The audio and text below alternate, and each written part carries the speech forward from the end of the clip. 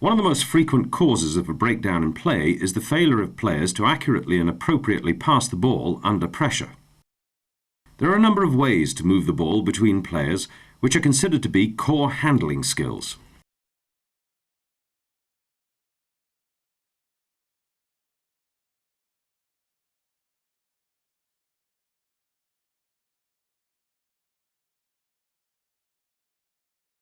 The lateral pass is one of the basic handling skills in rugby, where the ball is moved sideways from player to player.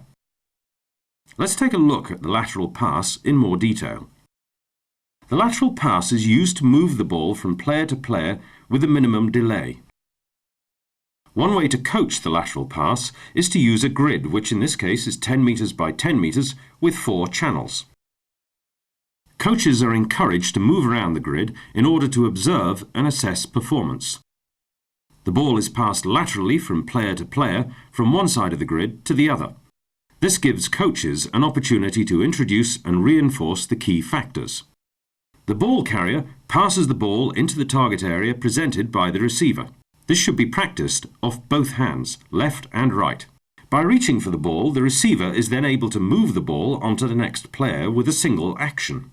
Notice how the receiver reaches towards the ball, presents a target with relaxed hands, catches the ball with hands up, and then moves the ball across the body in a single action.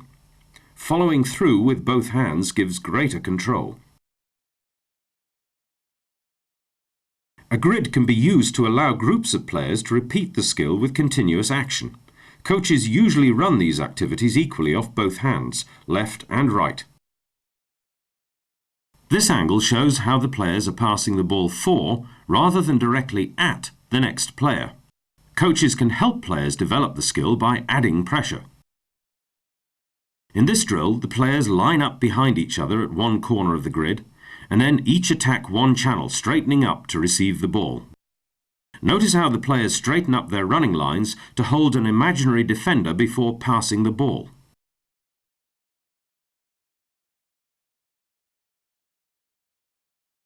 This there and back drill puts time and space pressure on the players.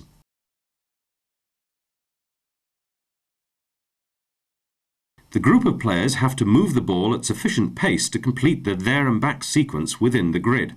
This angle shows the players realigning after their first pass in order to be in a position to receive the ball on the back part of the drill. In slow motion, you can begin to see the effects of the pressure on both the accuracy of passing and the timing of running.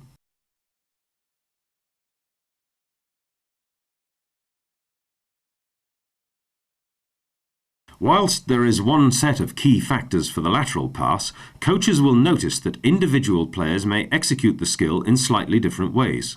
In the context of a game, it's the outcome which really counts. At international level, the pressure on players is intense, but the key factors of the skill remain the same. But once again, it's the outcome that really counts. Key factors for the lateral pass are: the receiver should reach towards the ball, present a target with relaxed hands,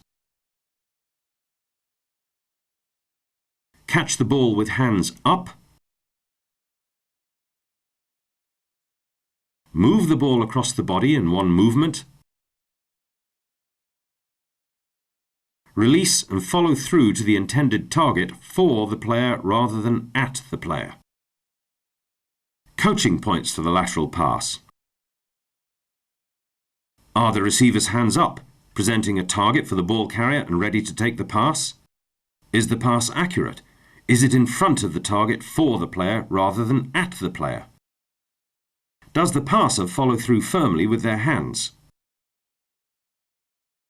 Run activities so players pass off both hands, left and right.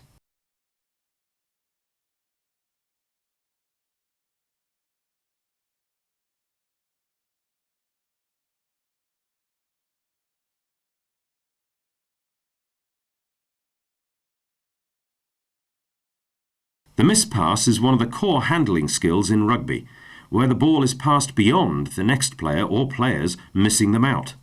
This longer type of pass requires more power, and it may be necessary to spin past the ball in order to achieve distance and accuracy. One way to coach the Mispass is to use a grid which in this case is 10 metres by 10 metres with 4 channels. As the skill level develops, the grid can be extended. As the player in the first channel passes the ball to the player in the second channel, the players in the second, third and fourth channels should have a dish shape to their alignment which effectively keeps the line between the ball carrier and the receiver clear and unobstructed. The player in the second channel then delivers a mispass to the player in the fourth channel. Let's take a look at the roles of the 3 key players. Note that the player in the second channel receiving the initial pass has his hands up and his eyes on the ball. Having caught the ball, the player scans to confirm the time and space available. The greater power of a spin pass with a strong follow-through ensures that the ball will arrive quickly and accurately with the receiver. For a mispass to be fully effective, the player being missed must be a convincing decoy in order to fix a defender.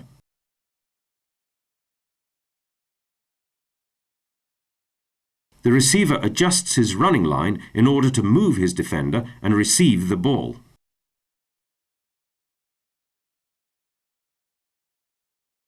The players should familiarise themselves with the different roles by rotating through the 4 channels.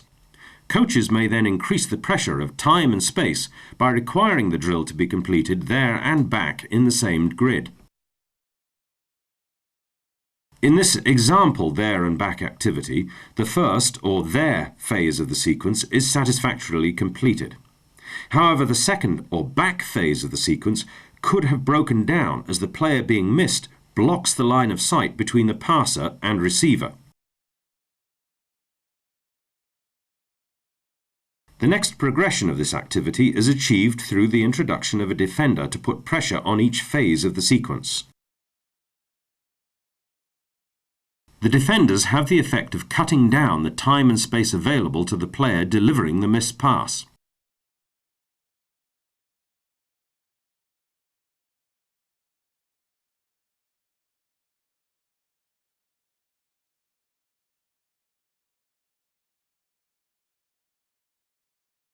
Analysing a mispass executed at international level illustrates the key factors at work and a successful outcome. From a high angle, you can see how the decoy players being missed draw or fix the defence and by doing so help create a 2-on-1 opportunity.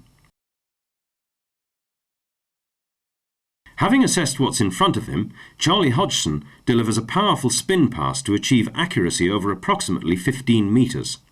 In this case, 2 players are being missed. By running straight, they effectively fix 3 defenders. The receiver, Josh Lucy, adjusts his running line in order to move his defender and receive the ball.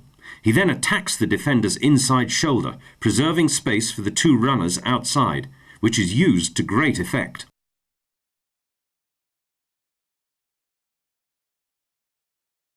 Key factors for the mispass are: the mispass is a lateral pass, but through necessity the pass will be delivered with more power. The passer may need to spin the ball to achieve distance and accuracy. The player being missed holds back slightly and presents a target to deceive the opposition. Coaching points for the mispass are as follows. Is the player being missed obstructing the path of the ball between the passer and the receiver? Is the player being missed effectively deceiving the opposition? Is the pass delivered accurately for the receiver?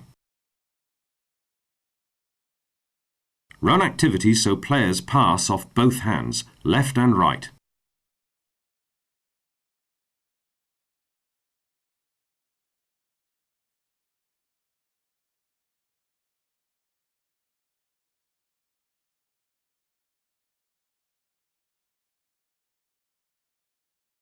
The loop pass is a simple way to create and exploit space.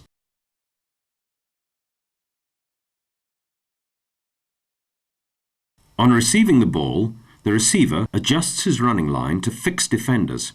And notice how the looping player then uses an arcing running line to attack the space created.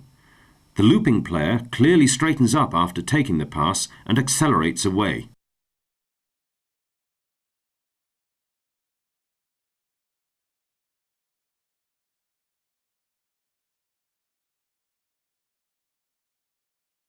A 15-metre or 20-metre square grid with 4 channels can be used to introduce the loop pass. The players should familiarise themselves with the different roles by rotating through the 4 channels. It is the players in the second and third channels who have the key roles. The player in the second channel, who will become the looping player, passes laterally to the player in the third channel, who will become the ball carrier. Notice how, on receiving the pass, the ball carrier moves across towards the second channel and sympathetically pops the ball up for the looping player. The exact timing of the pop pass is the decision of the ball carrier. However, the spatial awareness of the looping player and appropriate communication to the ball carrier is important. Notice how the looping player runs into the space created by the change of direction of the ball carrier. Players should rotate through the channels. A progression of this activity is the introduction of a defender in the third channel. This has the effect of putting pressure on the running and passing skills of the ball carrier.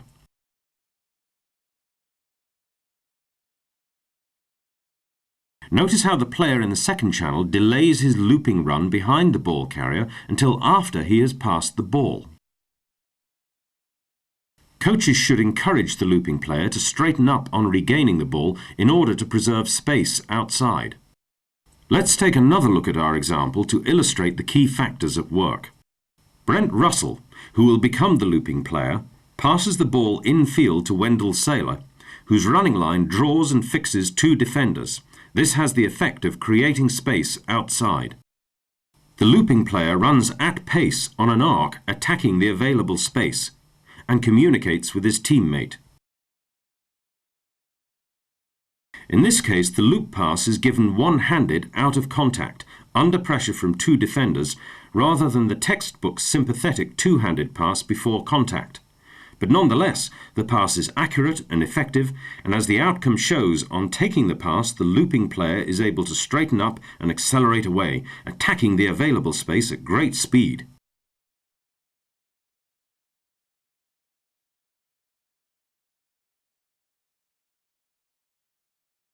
Key factors for the loop pass are: the ball carrier gives a lateral pass to the receiver. The receiver runs towards the inside shoulder of the defender, creating or preserving space outside. The receiver delivers a sympathetic pass to the looping player. The looping player must communicate effectively with the receiver. Coaching points for the loop pass are: the looping player should not run across field before passing the ball. The receiver should get in front of the looping player as soon as possible. The looping player's running line must enter the space created at pace. The pass to the looping player must be weighted appropriately. Effective communication between players is essential. Run activities so players pass off both hands, left and right.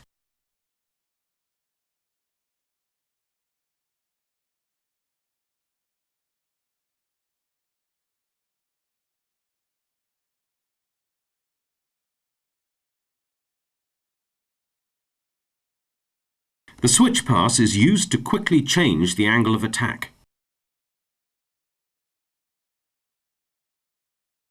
In this example, the switching player, Thomas Castagned, remains on the outside for as long as possible before angling his running line in and taking the switch pass from the ball carrier. This has helped to create space inside, which he is then able to attack at pace.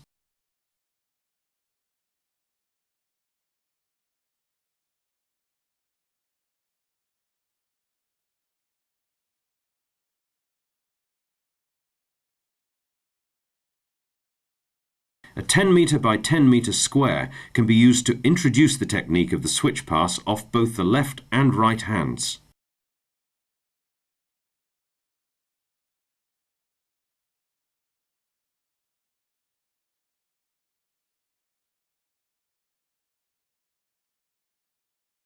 Notice how the ball carrier runs straight and then angles to the outside. The receiver remains on the outside and then switches to the inside as late as possible. Coaches should encourage players to communicate early. Check that the ball carrier is showing the ball to the switching player, that the switching player maintains enough distance behind the ball carrier, and that the pass is hidden and suitably weighted. The next activity, shown here, uses a 20 metre by 20 metre grid with 4 channels. The ball is passed laterally to the player in the 3rd channel, who then switches with the player in the 4th channel.